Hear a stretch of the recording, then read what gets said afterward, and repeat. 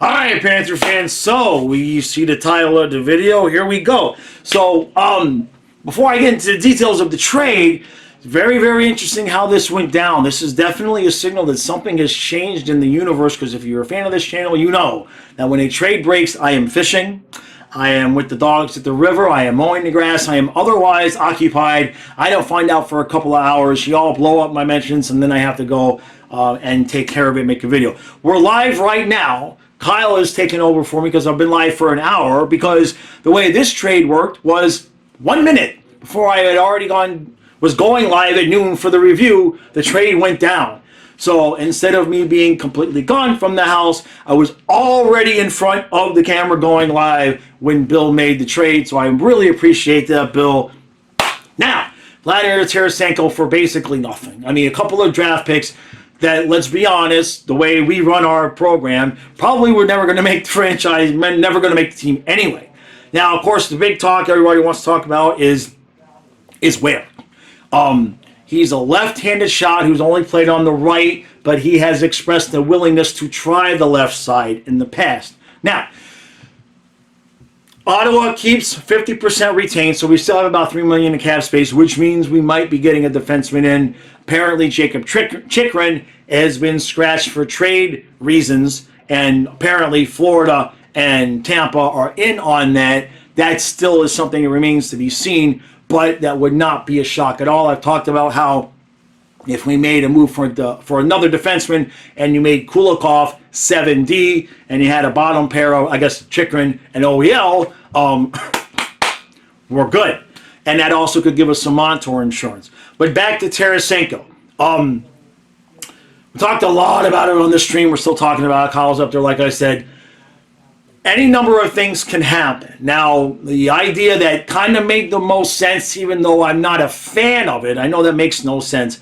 Nerful had what seems logically like might be the best thing to do, which is to move Rodriguez back up to the top. You put Verhaeghe next to Bennett and Tkachuk again, and then you just put Tarasenko on his right side where he's played next to Lundell and Luosterainen. It does make sense, because even though you're changing three lines, the two lines that are 1 and 2 have played together before already. So the only new thing is now you're giving Lundell another new guy on the right-hand side, but it's Tarasenko. So that seems to me like that would be the most logical thing to do. The other thing that could happen if Maurice doesn't want to mess with the lineup as little as possible, or does, is just plop Tarasenko on the left side where Cousins is, move Cousins down to the fourth line. Either way, Cousins is going to go to the fourth line.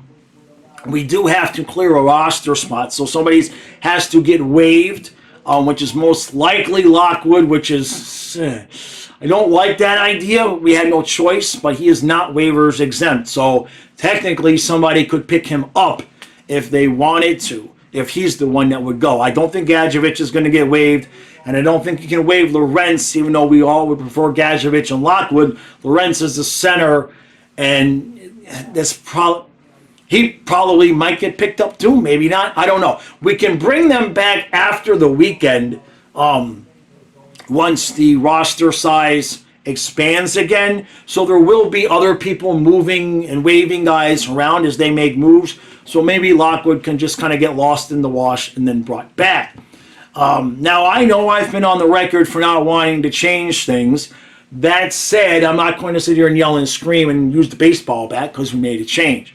The biggest, most important thing for me was don't move any of our pieces. We still got everybody that is on the team is still on the team. So, you know, one of the things that kind of got me the most triggered is on Twitter. I saw people talking about, let's go for Hanifin and give up Mikkola to get Hanifin. And at that point, I had seen enough. I'm like, just no getting rid of any of the guys that are on the ice for us most nights.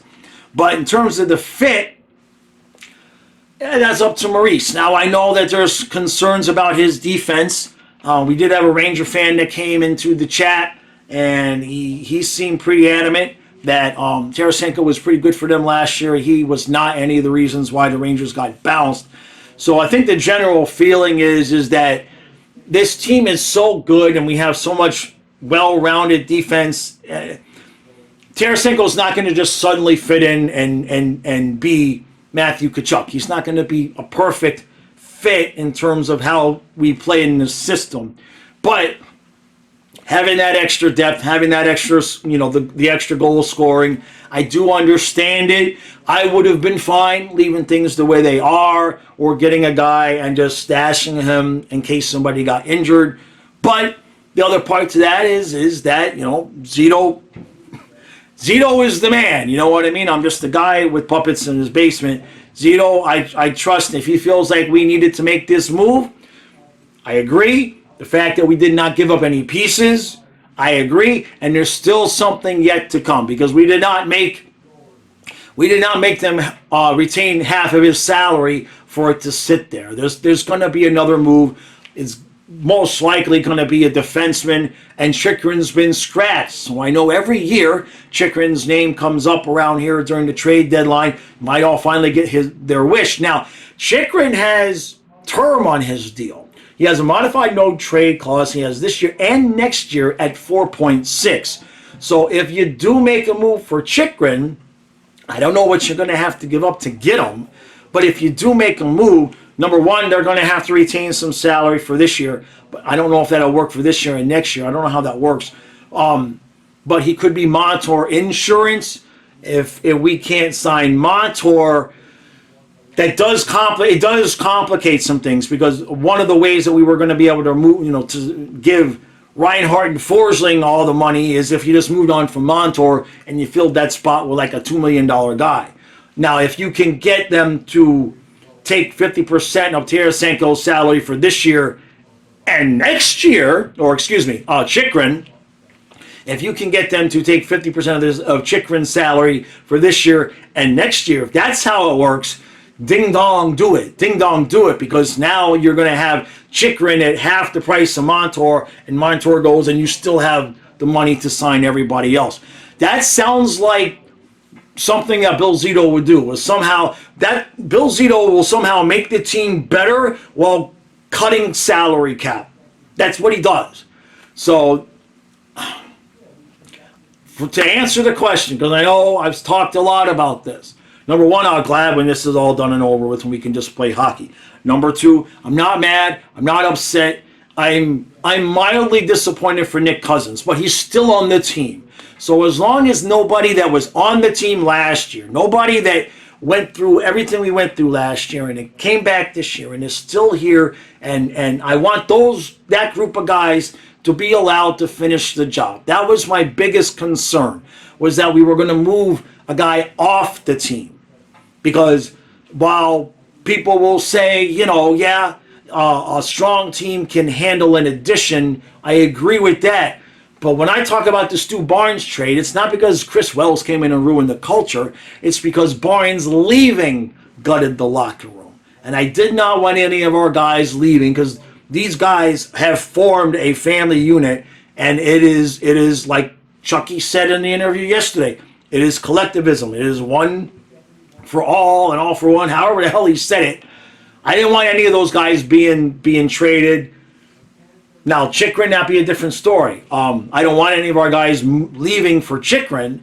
How we're going to get him for no players? If anybody can do it, Bill Zito can. So, but that may not be the move, but it may. So we'll see. All right, I'm going to finish this, get this out. And I had Kyle rescue me from the stream. We had 100 people on there. I've been going for an hour, so I needed to take a breath. And then I'll get this uploaded. And then, So we got Tarasenko. From what I was told in the chat, he does not need anything in terms of the work visas or anything like that. So he should be in the lineup Thursday against the Flyers. So if that's the case, wherever he's going to play, we're going to know. We might know tomorrow morning in the morning skate. So, all right, we're not done. I can smell it. I'll go fishing and maybe they'll make a trade then.